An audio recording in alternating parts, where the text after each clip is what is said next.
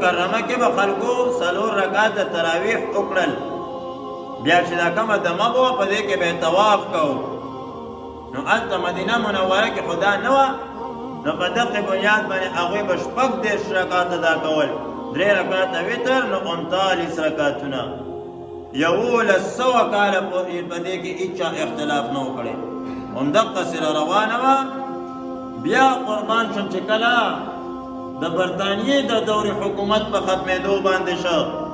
نو د مسلمانانو په خپل منځ کې اختلاف پیدا کولو دپاره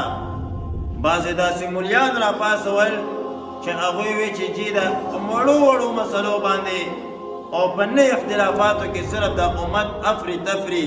او په خپل منځ کې یو بل کې اچولو دپاره دا خبره مشهوره کړه چې تراویح دا څوک وایي 10 دي، څوک وایي 12 دي.